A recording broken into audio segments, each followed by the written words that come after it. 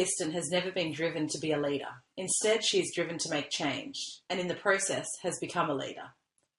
What started as an idea and birthed as a Facebook page was Melissa's concept of the Sister Code, a community of women that empowers other women. In a short space of time, it grew into an online community of over 11,000 women from around the globe. Photographer, philanthropist, adventurer, blogger, avid permitter, and social changer, Melissa Histon is a woman on a mission to make a real difference to the lives of women globally. Welcome, Melissa. Thanks for joining us. Thanks, Holly. Thanks for having me. You started a movement called the Sister Code. How has that changed how you view yourself as a leader? The interesting thing, or what I find interesting, is that I had never really thought of myself as being a leader in my past corporate life. Before I started my photography business and the Sister Code, I always worked for corporate organisations, government and non-government. And I had always seen myself as being a real team worker, a person that didn't necessarily lead a team, but was a team member. You know what I mean? I had never really viewed myself as a leader.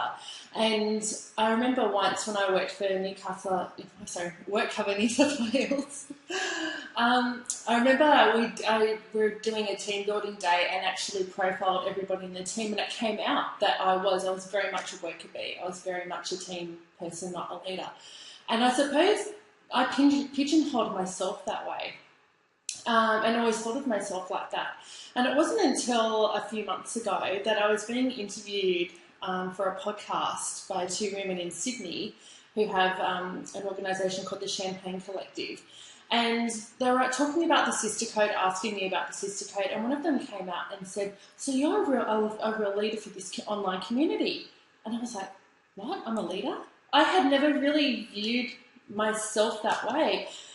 And I spoke to her about that afterwards, and she said, "You're absolutely a leader. Look, you've started a movement, you've started an online community, and you're leading people to make changes within themselves and to make social change." And it was really interesting. It was like the light bulb moment, because I never actually stopped and thought about it. But since then, it's amazing how things work. Since then, just having that conversation with my friend Trudy, I have really started to think about leadership and think about what that means, and thinking about, who am I as a leader leading this community, and what is it that I'm trying to do and how I do that. So it's been a really, really interesting journey. So you obviously have a lot of different priorities now. What tricks do you have to manage those priorities in your time? I really find that because I'm still doing photography and I have the Sister Code and I have a family, I'm a mum and married and have a busy family life, I really find that I have conflicting, changing priorities every day. So one thing that I really need to do in terms of priorities is to be really flexible. And I would say, on a daily basis, I'm looking at what do I need to do today, and quite often especially with the Sister Code, I'll get emails from people and contacted by people, and I need to stop what I'm doing and look at that and respond to those. So I'm forever changing my priorities, and I just really need to be flexible. That's the key. So what is one action or task you do ensure you incorporate into your diary each week? Well, as someone who's always been a real fly by the seat of her pants type of girl, I really am complete committer. Just let's see how this rolls. I've actually had to learn to be really structured, especially trying to juggle photography and the Sister Code. So one thing that I really need to make sure I do every week is I need to make sure that I have my structured blogging times for the Sister Code, that I'm communicating at the times that I've set for myself, and really stick to that. And also communicating with people via social media. And I know a lot of people tend to poo-poo social media, but for me, that's a really strong communication tool. So I need to really make sure that I'm scheduling that time in, but I also have to be really, to make sure that I don't let that time carry away, because it's very easy to go down the rabbit hole. What do you believe is the biggest challenge facing leaders today? I think the biggest challenge, two things, is distraction.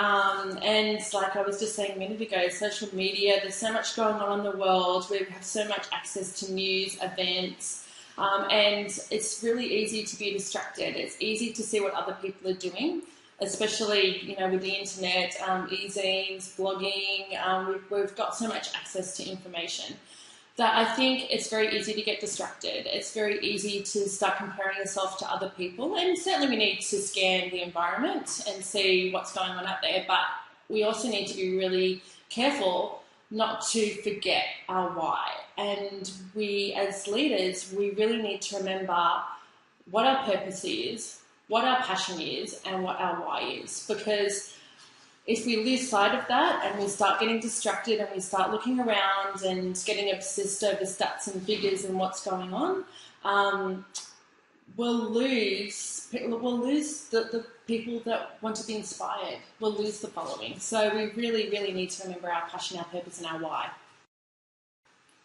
And to finish, what local business person do you find inspiring? This is the hardest question. I really sat long and hard and thought about this, and I couldn't pick one. A few came to me, and if it's okay, I'll mention a few. I really love what Rachel Shildrick's doing. Rachel and her husband have a mechanical workshop called GS Mechanical. But what I love with what Rachel's doing is that she's really niched herself in becoming a specialist in how to run a workshop, mechanical workshop, and has started to move down a whole other path of teaching and coaching mechanical workshops around Australia because their model is so it's so wonderful. It's working really well for them. I think they got Lake Macquarie Business of the Year last year.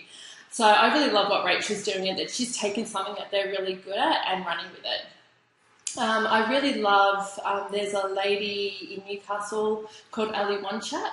She has created a fashion line made of 100% Australian-made wool products and creates beautiful woolen scarves and wraps and babies' products and kimonos. And her designs are beautiful. Her product is just stunning. And I love that it's somebody in Newcastle that is really making inroads into a fashion label with a difference. Again, she's niching herself in a product that she loves and she's really passionate about, which is wool. And the last person that I'll mention, and I'm a little bit biased, but I have to say my husband, Craig Browning. And I suppose we come home and talk business all the time, and what really inspires me about what he's doing with OES Technology Group is that he's always looking to how can they keep up with technology, how can they keep up with what's going on in terms of, moving towards the cloud and traditional IT products and systems, that he's really trying to be cutting edge with that. And, he's just created and launched a new data center that's cloud-based for his clients. And I go, that was such a big investment for him. So I kind of love that. Each of those people that I've mentioned have all they've all created something that they're passionate about, that they're really good at, and are making their own inroads and their own paths within that industry. Thank you so much for your time today, Melissa. Oh.